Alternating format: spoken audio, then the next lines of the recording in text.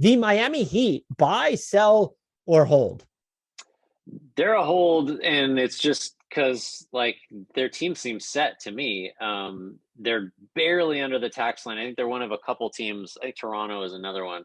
They're like in the hundreds of like 300 grand under the tax line. I do think they have an open roster spot, but it looks. You can correct me if I'm wrong. I think Caleb Martin's on a two-way, and they'll just convert him. Yeah, if they want him for Um, the playoffs, they're going to have to yeah, convert. so they really don't have an open roster spot.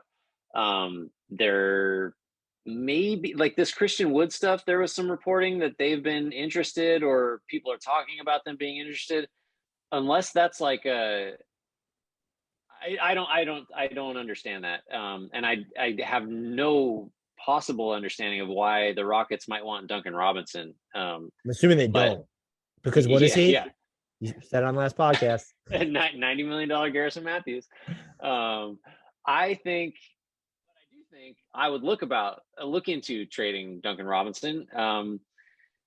Not just because he's not shooting as well as he did the last couple of years, but because I think increasingly like the Heat are a championship contender, I think, or at least they very much think of themselves that way. And like Robinson has shortcomings that get exposed in playoff series. And I think that if you're real serious about this, you could use that 90 million on someone that you're not going to have to worry about being a liability. As great a shooter as he has been and probably will be again, I think if you're the Heat, like that's your chip because you're not trading Butler, you're not trading Adebayo, you're not trading Lowry. So if you're trying to meaningfully improve, I think Robinson's probably the way. But even then, it's like they're a hold for me. I don't know if I said that, but if they got to do something and they want to get serious, I guess Robinson's the guy. But I don't know. I don't know what on the market is going to justify moving him. I'm with everything you said there. I'm a hold just because look, the other thing that what if Victor Oladipo just comes back and helps this team who already might have the deepest rotation in the league? So you don't even look like you don't. I get the idea of Christian Wood. He's so dynamic on offense and he could play with Bam Adebayo, and the Heat's defense is just so versatile.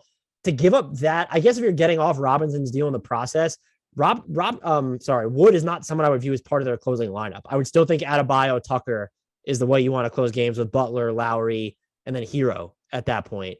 So, but man, Duncan Robinson plus a 2025 first, does that, if unless they're including another first, like 2027 as well? I know they have the pending obligation to OKC, but that 2023 first that'll convey. It's lotto protected.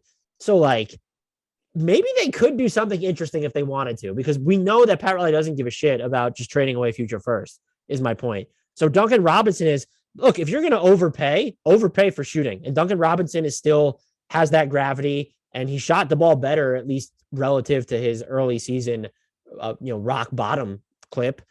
I just don't think they have the need to do any of that. I think their most likely player to be traded is going to end up being like, is it friggin' Omer Yurtseven? Like, is it that just because that they want to stay a little bit closer? But no, it's KZ Okpala, because they gave up 3 second-round picks to get him.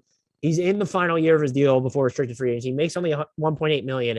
And just by getting rid of him, if you know you already need a roster spot for Caleb Martin, duck further beneath the tax and maybe give yourself some flexibility for the buyout market. So I think KZ Okpala is the most likely player to be traded. And I'm also just hold because there's you're too good to even say, well, like, what if someone became available and you could include Tyler Hero? Like, who is becoming available that would make sense for the Heat to actively look to give up Tyler Hero?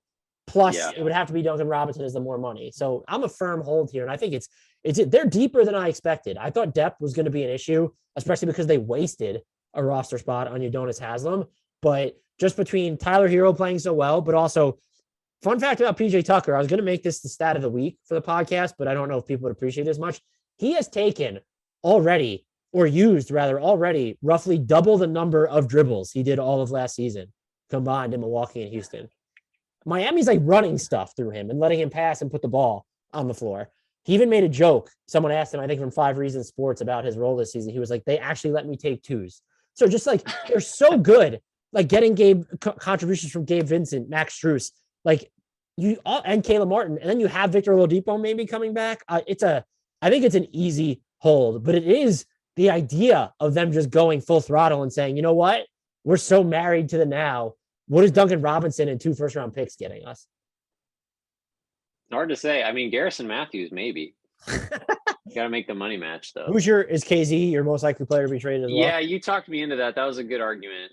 Because again, like you have to mention this for several teams like this. The buyout, they're a buyout destination. So if that one roster spot's going to Martin, then you clear another one potentially. You pay someone to take Paula and get down from the tax a little bit. That might be a tricky. They might have to come real close, but like, what's to stop? Like, what if Goran Dragic gets bought out? Can they just bring him back? Is that allowed? I don't know if there might be a restriction on that or not. I can never remember. But yeah, they're a buyout destination too. So a probably gets you there easier than anybody else.